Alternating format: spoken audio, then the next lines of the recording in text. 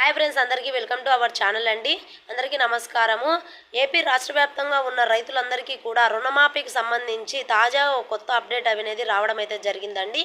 ఆ రుణమాఫీకి సంబంధించి డబ్బులు రైతులకు ఎప్పటి నుంచి అందించబడుతుంది, ఎంతమంది రైతుల ఖాతాలో డబ్బులు జమ అవుతాయి, రుణమాఫీకి పూర్తి సమాచారం మనం ఈ వీడియోలో తెలుసుకుందాము.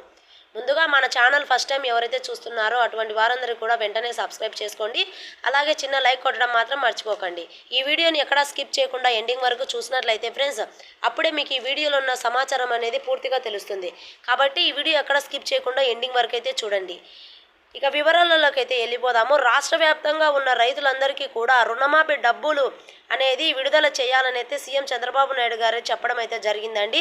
ప్రతి ఒక్క రైతుకు కూడా రుణమాఫీ డబ్బులు అనేది అందాల్సిందిగా కోరుతున్నారని సీఎం చంద్రబాబు నాయుడు చెప్పడం అయితే జరిగిందండి.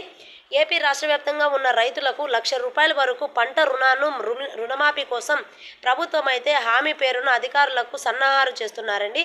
మొత్తం 36,80,000 మందికి అయితే రైతులకు రుణమాఫీ డబ్బులకు సంబంధించి అర్హతల లిస్టులో నుంచి తేలగా అందులో గత ఏడాదికి 2,96,000 మంది రైతులకైతే చెందింది. 25 లక్షల రుణాలపై 4,800 కోట్లు ప్రభుత్వం అయితే మాఫీ చేసి, అందుకే ఆ రైతుల ఖాతాలో రుణమాఫీకి సంబంధించి ఈ డబ్బులు అనేది విడుదల చేసే ఉద్దేశంలో అయితే సీఎం చంద్రబాబు నాయుడు గారు ఉండడం అయితే జరిగిందండి.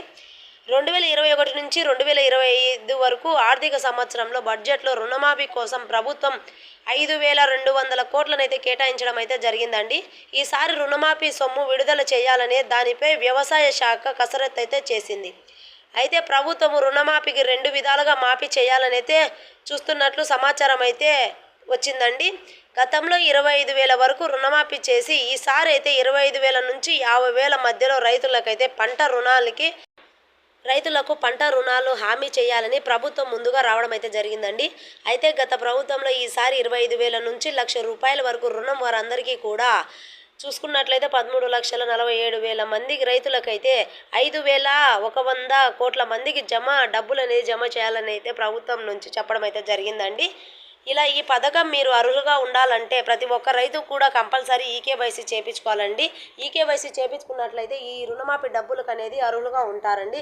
ఎవరైతే ఈకేవైసీ చేయించుకోరో అటువంటి వారందరూ ఈ డబ్బులకు అనర్హులుగా ఉంటారండి. కాబట్టి ప్రతి ఒక్క రైతు కూడా పథకం అందుకోవాలంటే ప్రభుత్వం నుంచి ఈకేవైసీ కంపల్సరీగా చేయించుకోవాలని అయితే కేంద్ర ప్రభుత్వం నుంచి అలాగే రాష్ట్ర ప్రభుత్వం నుంచి అయితే చెప్పడం అయితే జరిగిందండి.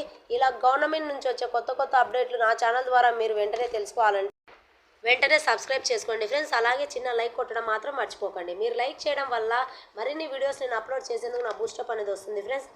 ఇక మరిన్ని వివరాలు మనం నెక్స్ట్ వీడియోలో ఇంకా క్లారిటీగా తెలుసుకుందాము.